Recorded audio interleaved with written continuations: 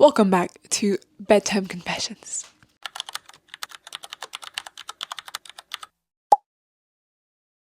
In today's episode, we're going to talk about different signs that it's time to change your life. And I'm not talking like signs as in like spiritual signs, manifestation signs, anything from the spiritual realm, which could be another video, but I don't think I'm qualified to speak on that just yet. So I'll just keep it vague. Signs that maybe it's time for a change.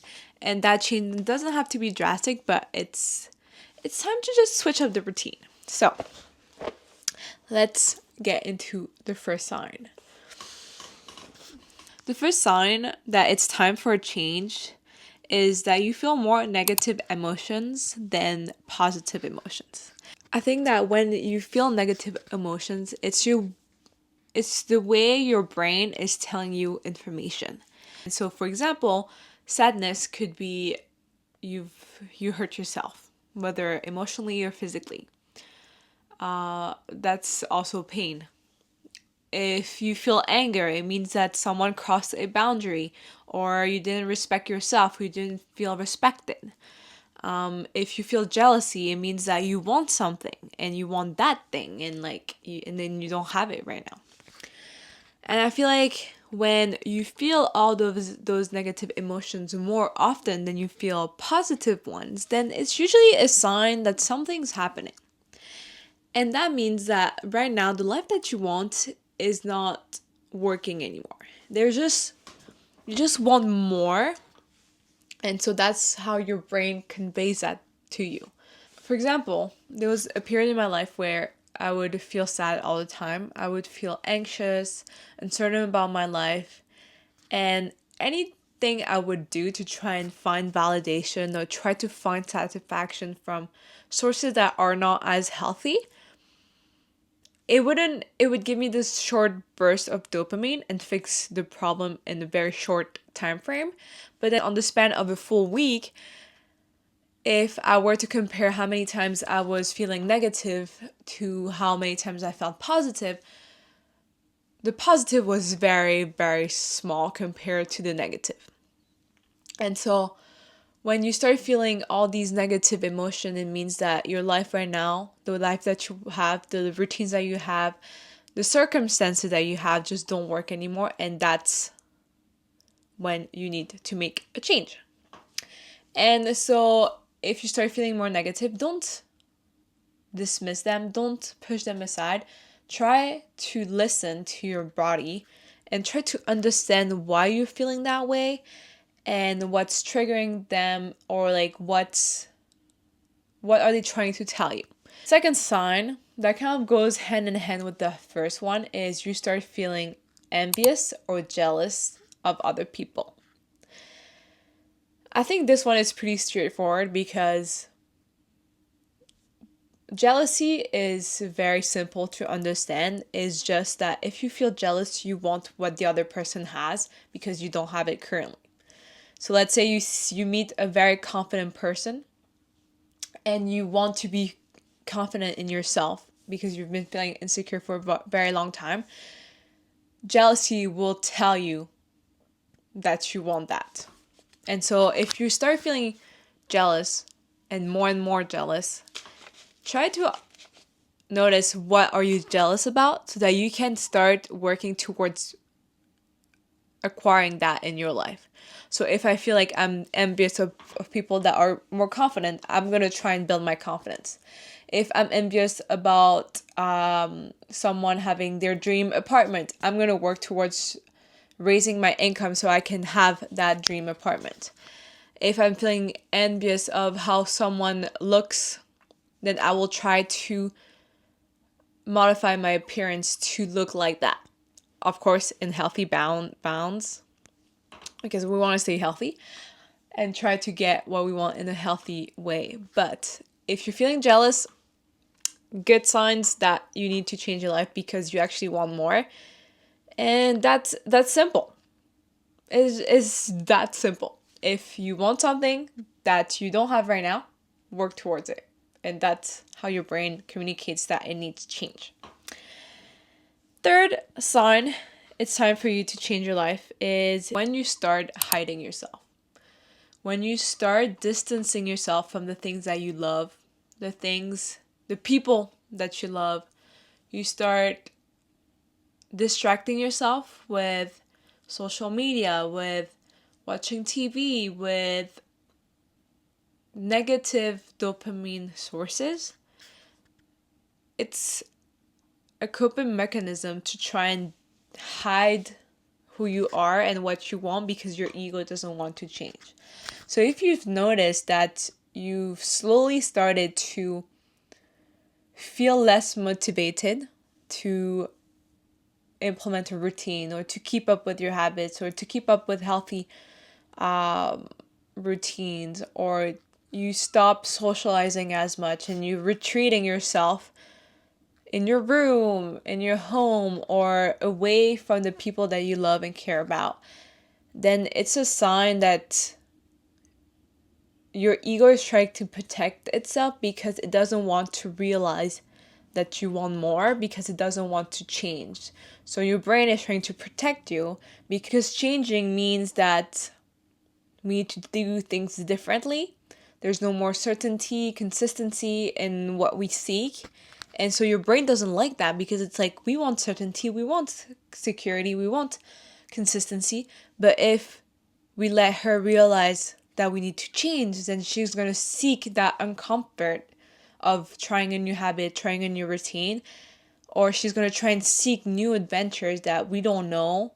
So then for my brain to control me and to make sure that I don't change, it's going to try to keep me small, and by keeping me small, it's going to make me feel like I'm not capable of changing my life. And that then translates into isolation, low motivation to pursue new interests. All these small little negative thought patterns that are going to start appearing in your life because it wants to keep you small. Like your ego wants to stay small because growing bigger means that there's going to be more obstacle, more challenges. And so the brain doesn't like that. So if you start noticing that you're distracting yourself and you're isolating and keeping it small, then maybe it's time to change your life. Because yes, staying small could feel comfortable for a little while. And it's hard to break from that negative mindset of trying to stay small. But staying small will just make you shrink and shrink and shrink and shrink until you have no other choice but either to break free or you just stay stuck. So if you start feeling that way, just consider it as a blessing because it means that you can do more. And so start trying to find a way to do more a little bit every day and every day and every day so that you feel that confidence coming back up and that motivation to come back up. And then your brain will slowly adapt and saying like, oh, well, I guess she's doing it anyways, despite my warning signs and limitations. So I guess we need to go along with it. So you can control your brain. You can overpower that ego and start building towards who you want to be and creating the life of your dreams. So that's the third sign that you need to change your life. What else? The fourth sign that it's time to change your life is when you start attributing blame onto others for your circumstances. I think it ties back to the victim mindset I talked about in my first YouTube video in the Bedroom Confession series. Playing the victim card is usually the first coping mechanism for your brain to stay small. And then if the victim card doesn't work, then you go on to pursue your dreams. But within that victim mindset, we tend to blame other people for not having the life that we want. And therefore, we create all of these excuses to not go after our dreams and our goals. But the thing is, this coping mechanism tells us a lot about what we actually want. I think that all of these signs kind of tie together to the fact that your brain is trying to protect you by giving you the opposite signs so that you stay small rather than expand, because expansion is scarier than staying where we are right now. And so when you're trying to blame other people, it actually means that you're actually in control of your life, and the life that you have right now is because of you. And so the circumstances that you have right now is because you created them over the course of your life. So it's kind of like that realization that you are where you are now because of your actions and not everyone else. But it's harder for your brain to accept the fact that you are at blame than other people. So it's easier to blame other people for the circumstances that you have, and especially if you don't have the life that you want. So if you start blaming other people, start looking inwards and asking yourself, okay, but then where am I today? Is it because I decided that this is the life I wanted like a few months ago? Do my habits reflect the life that I have right now? Because if, let's say, I know for me, for example, at some point I had very bad acne, and and at that time I was like very fit and I would work out all the time, but I couldn't understand why I had so much like bad acne. But the reason is because I was not eating healthy, and I was eating all of these greasy food that would create inflammation in my body. And so then I would blame every other factor but the fact that I was eating unhealthy, because I was in denial that I was actually doing it to myself.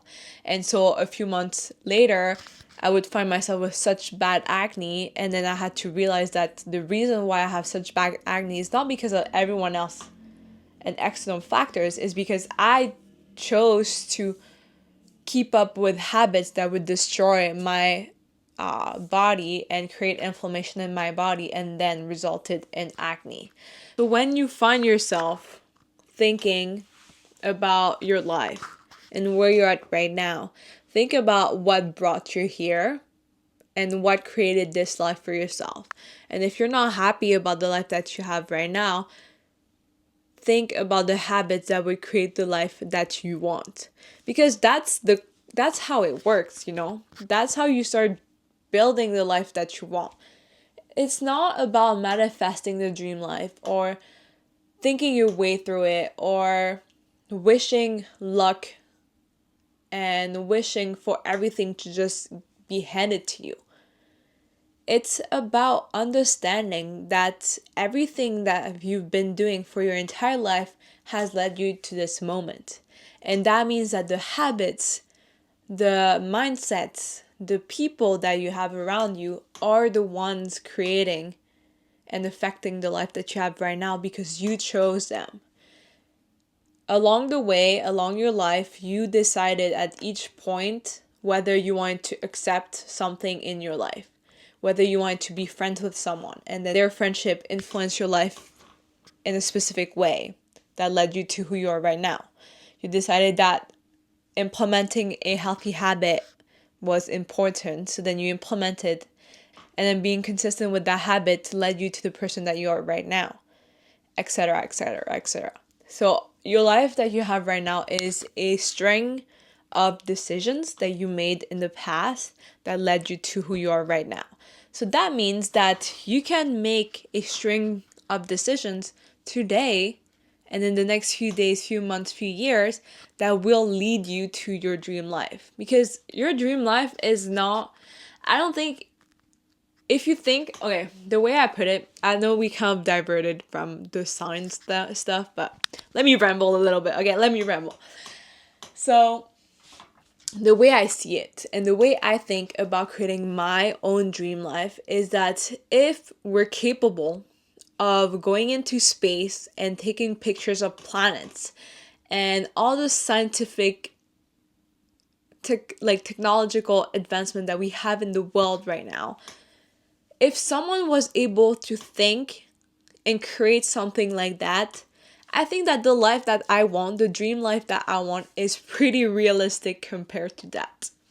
And I had that realization during when I was watching the F1 movie, because I was thinking, if someone can dream to be an F1 driver and actually become an F1 driver, which is a pretty extreme sport, a very extreme sport, then the dream life that I want, being an event planner and hosting retreats and creating a game around personal growth and all of these ideas are very, very realistic compared to being an F1 driver. Like me saying I want to be an F1 driver and trying to work my way to becoming an F1 driver would be crazy compared to me just wanting to build the dream life that I want, where I'm hosting retreats where I can teach people how to grow into their best potential. So if you have those type of realistic goals or that realistic dream life compared to F1 or compared to being an astronaut or compared to like those professions that require so much more than just being a regular person, I think you can do it. And it's again just a strings of decisions. Because if you break it down, everything can be achievable. Everything that we have on this planet, everything that you see in the world started as a thought. So why can't you bring a thought into reality? And again, I'm not talking about manifestation here. I'm just talking about how much more in control you are of your future than what you might think. Because everything is a decision. Literally everything is a decision. If you want better skin, like in terms of like removing your acne, then make a string of decisions that will lead you there. Removing inflammation in your body from your diet, working out more, or washing your face appropriately. Like that, those are like maybe 3 steps in a string of decisions. I love that expression. I think actually me just rambling and talking about it like actually opened my eyes that yes, we create our life through a string of decisions. Everything was a string of decisions. So instead of thinking about everything that you need to accomplish, everything that you need to do, think of how many decisions are you away from your dream life. Every time that you make a decision, think about, oh, is this moving me towards my dream life? Yes, no? If yes, make the decision. If no, we pivot. I think it's easy to think that we can't get it wrong, or one mistake or one decision will just lead us down the wrong path. But the thing is, like, those strings of decisions are actually a huge network. So like deciding on what you want to eat for dinner will affect your sleep, will affect your skin, will affect your mood. And then they're all connected. So then one bad decision might affect a lot of different other factors depending on how important the decision is. But it also means that the next decision that you make after it might undo a mistake. It's really about how you go about it, and as long as you keep being kind to yourself, being kind to people, doing it for you and not for others, trying to move towards your dream life and not against it. And if you make sure that you stay true to yourself and that you just keep moving forward, then you will get there. Because I can't say it enough. It's a string of decisions. So I think that's enough rambling from my end. So there's 4 signs in the video and a ton of rambling. So at least I hope that you got something out of this. Again, these bedtime confessions are not for structure. They're for bedtime confessions. And that means a little messy, especially before bed, because my brain's not working at full capacity now. But that's okay. I think that's the best part of the bedtime confessions, is that we can just openly talk and just share the knowledge that we have. So these were the signs that I've seen in my life and that convinced me to make a change. And so I hope that you can relate to them and that you can start applying some of the wisdom. No, there's not a lot of wisdom in here, but let me know if you need more concrete advice on one particular topic. I'm always open to topic suggestions on bedtime confessions because this is just you and me, you know, like we're just chatting, we're just talking, like I'm your friend, you're my friend, and I want this space to feel like we're just hanging out late at night and just talking about life and how to improve our life. Or I could do story times too if we want that. So if you want to suggest topics in the comments, please feel free because I would love to ramble about anything. So I will take those suggestions, and then make sure to follow along and subscribe so that you don't miss out on any future bedtime confessions. Also, I've been alternating between calling this series bedroom confessions and bedtime confessions. So if I mix it up, please forgive me. It's late again. And I'm not perfect. And that's how it should be. Anyways, enough rambling. I'm gonna let you go. I'm gonna actually go and watch the last episode of December I Turned Pretty again because it was amazing. I mean, episode 8 of season 3. If you haven't watched, Team Conrad all the way. Anyways. But yes, I hope that in the next few days you can think a little more about the dream life that you want and trying to reach that dream life through the strings of decisions. And then let me know if this was helpful. And yeah, I'll let you go now because that's enough rambling for me for tonight. So I hope you have a good night. I hope you have sweet dreams because everyone deserves the beautiful dreams and get that beauty sleep. And I will see you in the next video.